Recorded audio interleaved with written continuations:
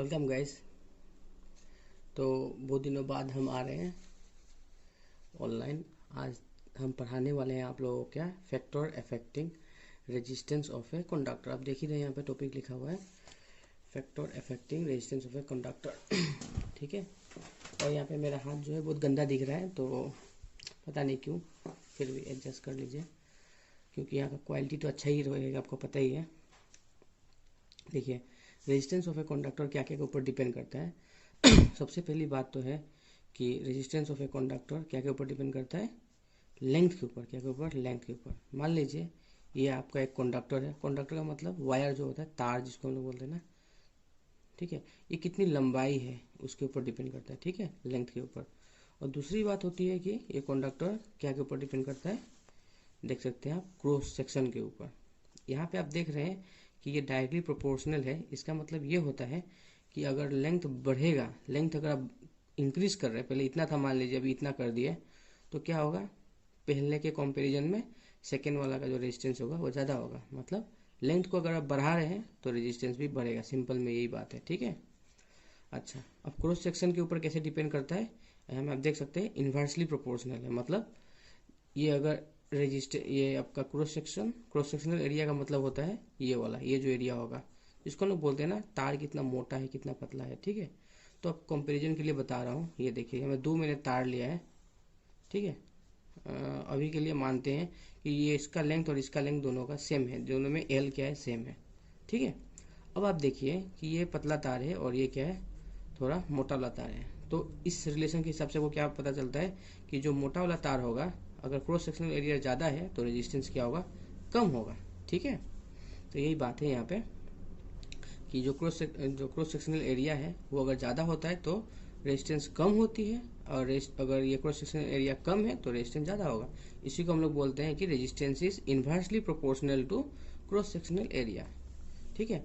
अगर अभी देखेंगे आप कि हम अगर ये दोनों रिलेशन को, ये जो ऊपर वाला और नीचे वाला है 1 और 2, कंबाइन करते हैं तो आपको ऐसा मिलेगा कि एल ऊपर नीचे ए रहेगा।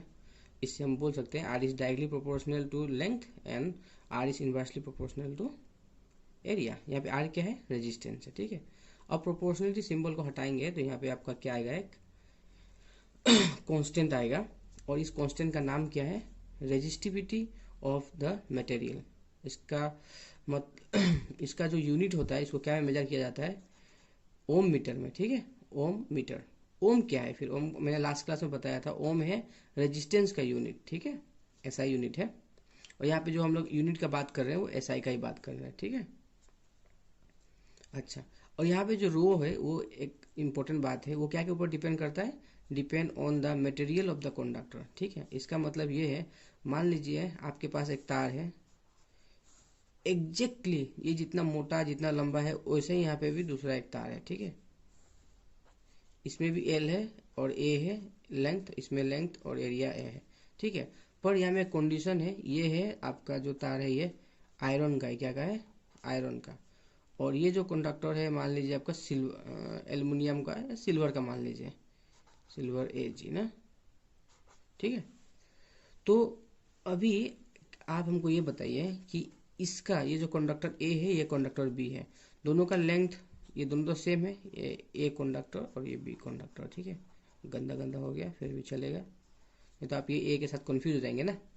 अच्छा, ये एक कंडक्टर ए है, ये कंडक्टर बी है, दोनों का लेंथ और एरिया दोनों का सेम है, पर ये बना है आयरन से और ये बना है सिल्वर से। अब बताइए आप कि कौन सा ज़्यादा कंडक्टिव होगा, ए ज़्यादा होगा या बी ज़्यादा होगा। या फिर ये बोल सकते हैं ए का इसका रेजिस्टेंस R1 है, इसका रेजिस्टेंस R2 है, ठीक है। तो अब हमको बताइए R1 R2 से बड़ा है या R2 बड़ा है R1 से, या R1 और R2 इक्वल है। बोलिए तो ये तीनों में से कौन सा होगा, सॉरी ये रिलेशन आप देख सकते हैं, ये तीनों में से अब कौन सा होगा बताइए तो, R1 इसके लिए, R2 इसके लिए, ठीक है। तो आप यहाँ पे कंपैरिजन नहीं कर सकते। अगर आप देखेंगे यहाँ पे तो यहाँ पे एल और ए दोनों का सेम है, तो एल और ए दोनों का सेम है तो आपको लगेगा कि R1 R2 भी दोनों का सेम होगा, पर नहीं, यहाँ पे रो भी है, वो आप देखिए, नोटिस कीजिए। अब हमको देखना है रो के ऊपर, ठीक है। तो आपको पता है सिल्वर जो होता है वो अच्छा कंडक्टर होता है आयरन के कंपैरिजन में, ठीक है। तो हम लोग क्या बोलेंगे यहाँ पे R1 एक अच्छा कंडक्टर नहीं है, R2 एक अच्छा कंडक्टर है। नहीं, रुकिए, R1 R2 नाम नहीं था ना, A और B नाम था। तो यहाँ पे हम बोलेंगे कि A अच्छा कंडक्टर नहीं है, क्योंकि ये आयरन से बना हुआ है और ये सिल्वर से है। तो हम क्या बोल सकते हैं, B अच्छा कंडक्टर। अगर B अच्छा कंडक्टर है, कंडक्टर अच्छा है, इसका मतलब रेजिस्टेंस कम है कि नहीं, तभी तो अच्छा कंडक्टर है। तो यहाँ पे क्या होगा, हम क्या बोलेंगे कि R2 जो है वो कमती है। R2 कमती है किससे, R1 से। समझ में आ रहा है।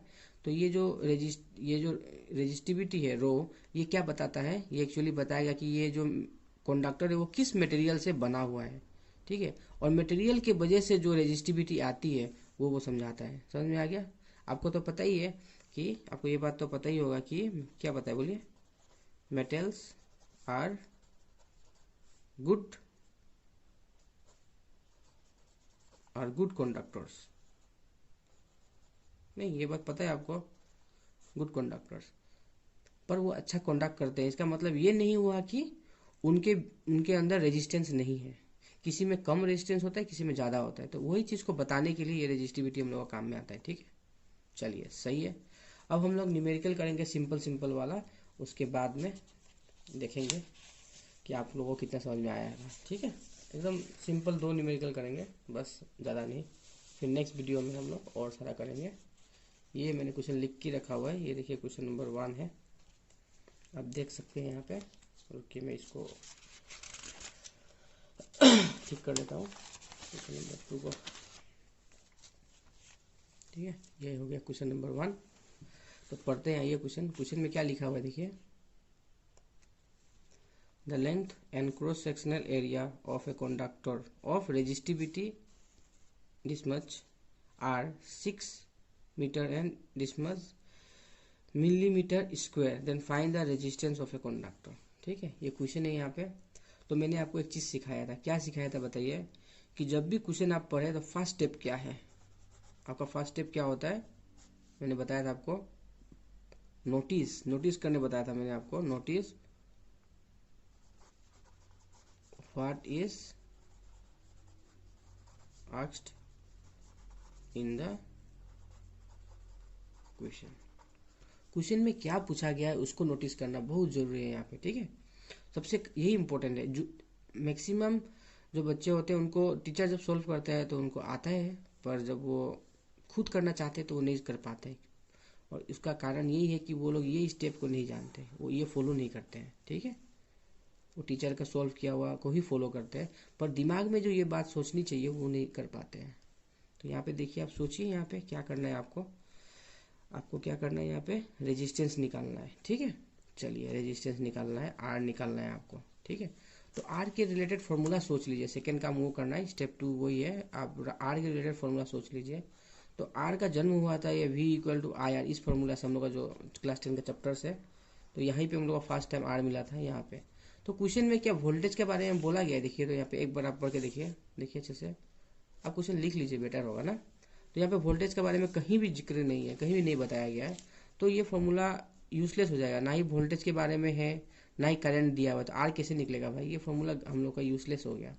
सेकेंड फॉर्मूला सोचिए, सेकेंड फॉर्मूला अभी अभी हमने बताया, R equal to rho L by A. ठीक है, अच्छा।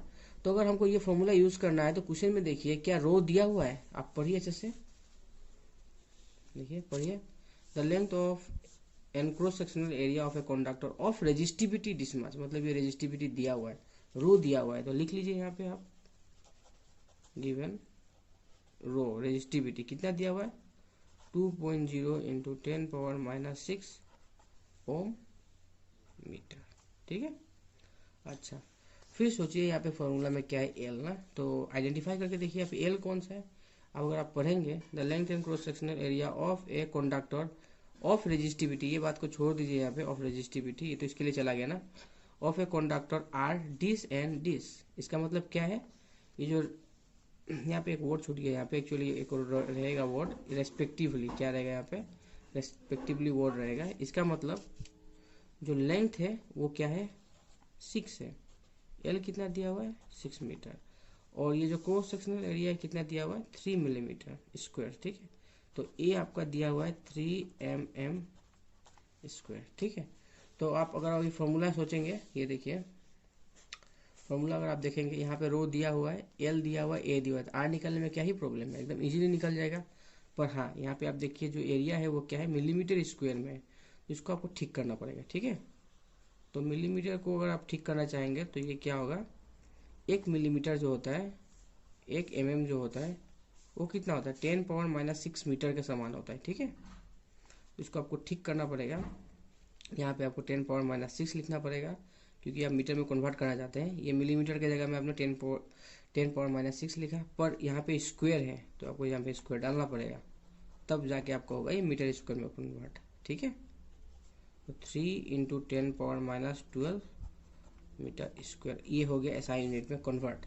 अब कोई प्रॉब्लम नहीं है, आप कर सकते हैं आराम से। आप लिखिए वी नो डेट, क्या जानते हैं आप जानते हैं कि R का जो फॉर्मूला होता है रेजिस्टेंस का, R = ρL/A। तो रो कितना दिया हुआ है, 2 × 10⁻6। ठीक है, उसके बाद 6, फिर यहाँ पे L कितना दिया है 6, और A कितना दिया है 3 × 10⁻12, हमने अभी भी कैलकुलेट किया। ठीक है, अब आप इसको जानते हैं कैसे सॉल्व करना है, तो बच्चों का काम है ऊपर ऊपर नीचे इंटू करिए, या हमें कैंसिल भी कर सकते हैं, 3 की जगह टाइम्स 2 टाइम्स।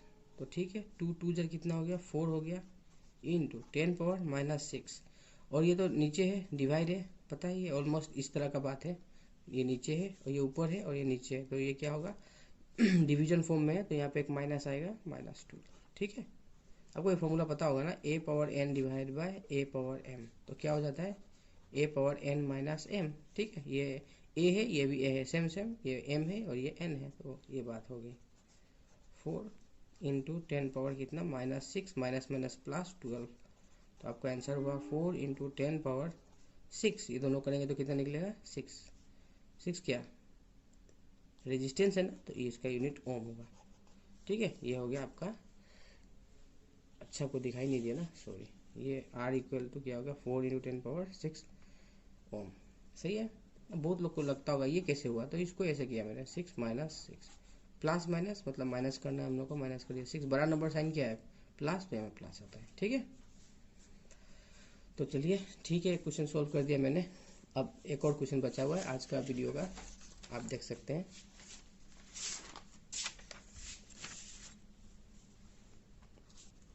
तो यहाँ पे सेकंड क्वेश्चन है, देखिए।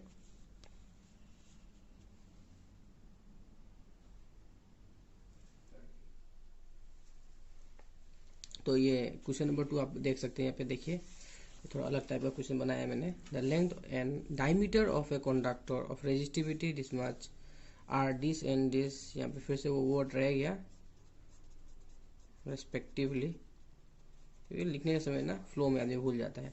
Then find the resistance of a conductor. तो पहले की तरह मैंने आपको स्टेप 1 क्या बताया था, सोचिए कि यहाँ में क्या निकालने बोला गया है। तो यहाँ में निकालने बोला है रेजिस्टेंस, तो आर कौन सा फॉर्मूला आपका आर के लिए क्या है, देखिए आप देख सकते हैं, V = IR, यहाँ पे काम नहीं आएगा, करंट और वोल्टेज का कोई आता पता ही नहीं है यहाँ पे। और फिर दोबारा आप अगर दूसरा फॉर्मूला सोचेंगे तो आपको मिलेगा R = ρL/A। ठीक है, तो यहाँ पे रो दिया हुआ है, ये देखिए रेजिस्टिविटी दिया हुआ है, तो हम लोग यहाँ पे लिख सकते हैं, पहले कलेक्ट कर लेते हैं। मैं इस तरह क्यों लिखता हूँ, ताकि आप ना एग्जाम में भी लिखे तो आपका मार्क्स ना कटे, इसलिए वही फॉर्मेट में लिखता हूँ जिस फॉर्मेट में एग्जाम में लिखना बहुत ज़रूरी है। तो यहाँ पे आप लिख सकते हैं, यहाँ पे क्या लिख सकते हैं, रेजिस्टिविटी। अगर आपके पास टाइम है तो और अच्छी बात है, रेजिस्टिविटी रो = क्या हुआ, 2 × 10⁻6 ओम मीटर, कोई दिक्कत नहीं है इसमें। दूसरा बात है L, लेंथ भाई कौन सा है, ये वाला, तो पढ़ लीजिए, लेंथ एंड डायमीटर मतलब ये और ये। ठीक है, समझ में आ रहा है ना। तो लेंथ L क्या है, आप देख लीजिए, L आपका है 6 मीटर होगा, और यहाँ पे डायमीटर दिया हुआ है, और यहाँ पे पूछा हमें चाहिए आपको एरिया, तो यहीं पे यही प्रॉब्लम है। अब एरिया निकालने का ना आपको सोचना पड़ेगा, ये दिया हुआ है, ये दिया हुआ, बस एरिया पता हो तो आप निकाल सकते हैं। तो जो आप लोग का ये होता है कंडक्टर, वो जनरली कैसा होता है, इस तरह का होता है, मतलब सिलेंडर के शेप में होता है ना। तो सिलेंडर का ये जो मुख होता है ये राउंड होता है ना, गोल करके होता है ना, तो गोल होगा तो सर्कल होगा, सर्कल का एरिया क्या होता है, πr²। तो ये एरिया आपको निकालना है, तो आपको फॉर्मूला लिखना पड़ेगा A = πr²। पर क्वेश्चन में तो रेडियस भी नहीं दिया हुआ है, तो आपको क्या दिया है, डायमीटर। तो फिर आर कैसे निकाल लेंगे आप, D equal to R by two R से, ट्वाइस आर से निकाल सकते हैं आप ना। इस फॉर्मूला से आप आर निकाल सकते हैं, या ऐसे बोल सकते हैं हम R equal to D by to.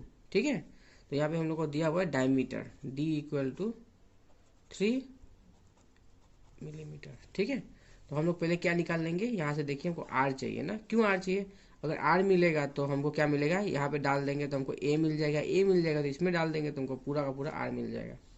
तो यहाँ पे हम लोग लिखेंगे वी नो डेट क्या, R equal to D by two, simple सा है, 3/2 होगा तो 1.5 मिलीमीटर। ठीक है, अब ऐसा इनमें कन्वर्ट कर लेते हैं ताकि दिक्कत ना हो। 1.5 इंटू 10⁻⁶ मीटर। अब स्क्वायर क्यों नहीं किया, क्योंकि ये तो मिलीमीटर में था, मिलीमीटर स्क्वायर में नहीं था। पहले एरिया दिया हुआ था, अभी तो डायमीटर दिया हुआ है। ठीक है, रेडियस मिल गया हम लोग को। अब हम लोग निकालेंगे एरिया। नाउ देखिए एरिया क्या है, area equal to pi R square. ठीक है, तो पाई का वैल्यू जानते ही आप लोग, तो 22/7 इंटू 10, ये कितना होगा 1.5 इंटू 10⁻⁶। यहाँ पे देखिए ये पाई आर स्क्वायर था, तो यहाँ में भी स्क्वायर आ जाएगा। अच्छा, तो आपको अभी करना पड़ेगा, ये दोनों को इंटू करेंगे तो कितना, ये दोनों करेंगे तो कितना मिलता है आपको, 3.14 मिलता है। ये याद ही है आप लोग को। अभी स्क्वायर देखिए, स्क्वायर किसी बच्चे को पता नहीं होता है, तो ये स्क्वायर पहले इसके साथ आएगा फिर इसके साथ आएगा। ठीक है, तो 1.5 स्क्वायर इंटू 10⁻⁶ स्क्वायर। देखिए जो बच्चों को नहीं आता है उसके लिए मैं इतना डिटेल्स में बता रहा हूँ, ये मैथ्स का कैलकुलेशन नहीं तो नहीं बोलता। अब 3.14 इंटू 1.5 इंटू 1.5 कितना होगा, 15 इंटू 15 कितना होगा, 225, 2 डिजिट के बाद में 2.25 हो जाएगा। ठीक है, इंटू इस केस में क्या होगा, इस दोनों के बीच में मल्टीप्लाई होगा, -6 इंटू 2 होगा। ठीक है, तो -6 इंटू 2 कितना होता है बोलिए, -6 इंटू 2 होगा इस तरह का। ये जब ब्रैकेट रहता है यहाँ में ना तो मल्टीप्लीकेशन होती है। अब ये दोनों का मल्टीप्लाई कर लीजिए, 2.25 यानी 2.3 के आसपास है। ठीक है, तो करते हैं 3.14 और यहाँ पे 2.25 कर लेते हैं भाई, 5 4 20 तो 7.1 हो जाएगा, 7.1 इंटू 10⁻⁻12 मीटर स्क्वायर। ये हो गया। ठीक है, ए मिल गया आपको, कोई टेंशन नहीं। अभी आप क्या कर सकते हैं, एट लास्ट अगेन आपको क्या निकालना है, रेजिस्टेंस निकालना है। R equal to rho L by A, आप फॉर्मूला लगा दीजिए। पता है ना क्यों लगाया है, क्योंकि क्वेश्चन में यही सब के बारे में दिया हुआ था। रो कितना है आपको तो पता ही है, 2 इंटू 10⁻⁶। लेंथ कितनी है, 6 है। ए कितना हुआ अभी भी निकालना है, 7.1 इंटू 10⁻⁻12। ठीक है, तो सोल्व करने जाए तो ये दोनों को मल्टीप्लाई कर दीजिए तो ये 12 हो जाएगा। फिर ये इसको और इसको आप सोल्व कर सकते हैं पहले। ठीक है, तो कितना हो जाएगा, -6 -12 और नीचे में क्या बचा 7.1, तो ये 7.1। ठीक है, तो ये हो गया 12/7.1 इंटू 10 पावर, इसको करेंगे तो कितना हुआ, थोड़ा पहले बताया, माइनस माइनस प्लस हो जाएगी, मतलब -6 प्लस 12 रहेगा आपके पास, करोगे तो 6 मिलेगा। ठीक है, अब इसको डिवाइड कर लेते हैं। तो डिवाइड करने के लिए क्या है, इसको 120/71 हुआ इंटू 10⁻⁶, और इसको डिवाइड करोगे इस तरह से 120/71 तो कितना होगा, तो आर का वैल्यू क्या मिला आपको, 1.6 इंटू 10⁻⁶। ठीक है, तो आपको होप समझ में आया होगा कि अगर क्वेश्चन में क्या दिया हो, क्वेश्चन में अगर मान लीजिए डायमीटर दिया हो या फिर रेडियस दिया हो तो एरिया कैसे निकालना है, एरिया ये पाई आर स्क्वायर का फॉर्मूला से निकालना है। कोई कोई ऐसे भी कर सकते हैं आप लोग कि A equal to pi R square था, यहाँ पे कर देता हूँ आपको दिखेगा यहाँ पे करने से, A equal to pi R square था, तो आप ऐसे भी कर सकते हैं। पाई आर का मतलब क्या है, डायमीटर बाई 2 होल स्क्वायर कर लीजिए, तो पाई डी स्क्वायर बाई 4। अब डायरेक्टली ये एरिया के लिए फॉर्मूला यूज़ कर सकते हैं, तो थोड़ा सा शॉर्ट हो जाएगा। ठीक है, अच्छा आपको समझ में आया होगा। Thank you for watching the video. हो सके तो दोस्तों को शेयर करिए, और ना भी करें तो कोई बात नहीं है, आप इसको खुद ही नोट करिए और सीखिए। नेक्स्ट वीडियो में इसके रिलेटेड और थोड़ा डिफ़िकल्ट प्रॉब्लम में लेके आऊँगा। Thank you.